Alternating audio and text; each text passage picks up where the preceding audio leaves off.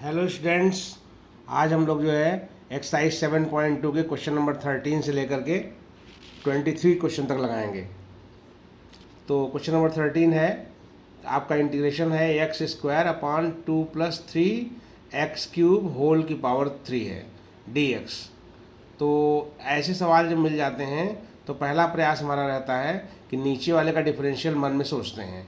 तो इसका डिफरेंशियल अगर सोचेंगे तो 2 का 0 हो जाएगा और 3x³ का हो जाएगा 9x² हो जाएगा। तो इसका मतलब ये है कि ऊपर जो है x² पहले से है ही है, तो अगर हम 9 और डाल दें तो इसका डिफरेंशियल पूरा पूरा ऊपर मान लिया जाएगा। तो इसीलिए मैंने 9 से ऊपर नीचे गुणा कर दिया। इससे अब ये हो गया कि जो नीचे वाली चीज़ लिखी गई थी 2 प्लस 3x³ होल क्यूब है, उसको ऊपर ले गए तो हो गया 2 प्लस 3x³ होल की पावर -3 इंटू 9x² अपॉन 9। अब मैंने जो 9 ये अपान वाला है उसे बाहर कर दिया, तो i इज इक्वल टू 1/9 हो गया, 9x² हो गया और 2 प्लस 3x³ होल की पावर -3 हो गया। अगर आप गौर से देखें तो ये उस टाइप का इंटीग्रेशन है जिसमें f(x) की पावर n टाइप का है और बगल में उसका डिफरेंशियल f' रखा हुआ है। तो ऐसा क्वेश्चन जब मिल जाता है तो इसका हो जाता है f(x) की पावर n+1/n+1।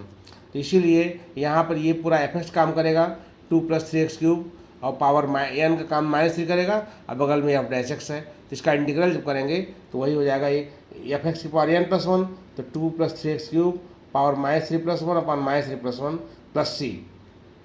अब यहाँ से चूँकि -2 आ जाएगा तो -2 गुणा 9 में कर देंगे, -1/18 और 2 प्लस 3x³ होल की पावर -2 प्लस c। बाद में जो है इसको -2 को जो है नीचे ले आ देंगे तो हो जाएगा -1/18 2 plus 3x³ whole square plus c, where c is the constant of integration. इस तरह से क्वेश्चन नंबर 13 कंप्लीट हो जाता है। 14 देख लीजिए, i इज इक्वल टू हमने मान लिया 1/x log x की पावर m ले लिया, तो 1/x यहीं छोड़ दिया, इसको मैंने log x की पावर -m कर दिया। तो अगर अब आप देखें तो ये भी उसी टाइम का है, f' इंटू f(x) की पावर n टाइप का, क्योंकि f(x) आपका log x है। अब जो पावर -m है उसको n मान लेंगे, तो f(x) की पावर n हो गया, इसका डिफरेंशियल यहाँ बगल में है ही है तो f' हो जाएगा। तो ऐसे सवाल का इंटीग्रेशन क्या होता है, f(x) की पावर n+1 अपान n+1, तो f(x) आपका log x है तो log x की पावर हो जाएगा -m+1 upon -m+1 plus c, where c is the constant of integration. फिर क्वेश्चन नंबर 15 लेते हैं हम, i इज इक्वल टू मान लिया मैंने x अपान 9 - 4x²। इसमें हम प्रयास हमारा रहता है कि नीचे वाले का डिफरेंशियल ऊपर लाने की कोशिश करते हैं।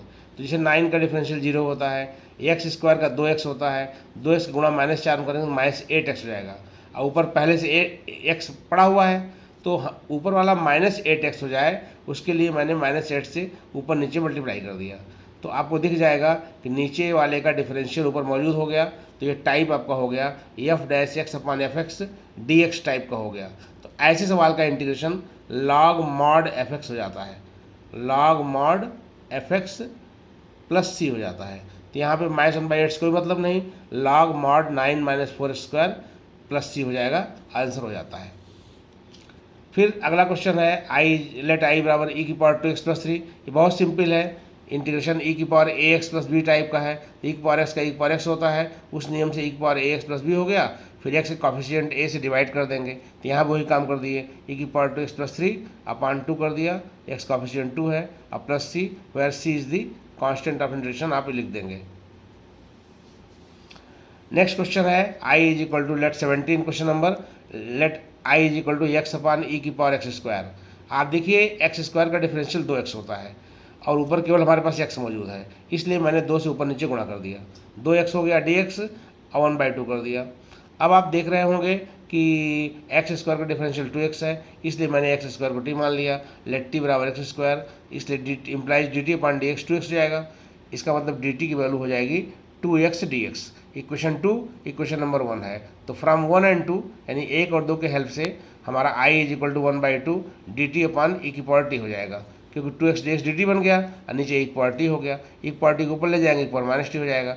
इसका डिफरेंशियल करेंगे, इंटीग्रल करेंगे इसका, t की पावर -t अपान -1, तो बाद में हमने ये जो e की पावर -t नीचे ले आएंगे तो e की पावर t बन जाएगा और -1 गुणा यहाँ 2 हो जाएगा, तो -1/2 e की पावर t प्लस c और बाद में टी की वैल्यू हम एक्स स्क्वायर पुट कर देंगे। तो सवाल का आंसर हो जाएगा -1/2 ई की power x square plus C, where C is the constant of integration.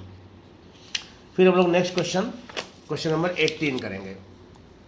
तो 18 क्वेश्चन नंबर आप देख रहे हैं कि आपका ई की पावर tan इनवर्स एक्स है बटे 1 प्लस एक्स स्क्वायर है, यानी कि आपको दिख रहा है साफ साफ कि tan इनवर्स एक्स का डिफरेंशियल 1/1 प्लस एक्स स्क्वायर बगल में मौजूद है, इसीलिए हमने tan इनवर्स एक्स को टी मान लिया। इक्वेशन नंबर 1 डाल दिया, टी को tan इनवर्स एक्स मान लिया, डी टी पान डी एक्स निकालेंगे तो 1/1 प्लस एक्स स्क्वायर हो जाएगा, डी एक्स को क्रॉस मल्टीप्लाई कर देंगे तो डी टी की वैल्यू हो जाएगा डी एक्स बटे 1 plus x square. Equation number 2। अब फ्रॉम 1 and 2 हम 1 और 2 की हेल्प लेते हैं तो इक्वेशन नंबर जो आई हो जाता है उसकी वैल्यू ई की पावर टी डी टी हो जाती है। आई की पावर टी का इंटीग्रेशन जानते ही हैं, ई की पावर टी होता है प्लस सी, और बाद में टी की वैल्यू हम tan इनवर्स एक्स पुट कर देंगे और प्लस सी जोड़ देंगे, where C is the constant of integration. Question number 19 देखिए, i is equal to e की पावर 2x माइनस 1/e की पावर 2x प्लस 1 है। हमने न्यूमरेटर और डिनोमिनेटर दोनों में e की पावर x भाग दे दिया है, दिखा दिया है। e की पावर x से भाग यहाँ भी दिया, 1 में भी दिया, नीचे भी दिया, इसमें भी दिया। तो e की पावर 2x/x करेंगे तो e की पावर x 2 को x ब्रेक कर दिया, e की पावर x इंटू e की पावर x में, e की पावर x यहाँ आई है, आई जो 1/e की पावर x है उसको e की पावर माइनस कर दिया, नीचे वाले को भी ब्रेक कर दिया, e की पावर x, e की पावर x अपॉन e की पावर x, और 1/e की पावर x को e की पावर माइनस कर दिया। तो अब एक ई की पावर एक्स कट गया नीचे ऊपर, तो हमारा क्वेश्चन हो गया ई की पावर एक्स माइनस ई की पावर माइनस एक्स अपॉन ई की पावर एक्स प्लस ई की पावर माइनस एक्स। अगर आप गौर से देखें तो इसका डिफरेंशियल ऊपर वाला है, क्योंकि ई की पावर एक्स का डिफरेंशियल ई की पावर एक्स होता है, ई की पावर माइनस एक्स का होता है माइनस ई की पावर माइनस एक्स।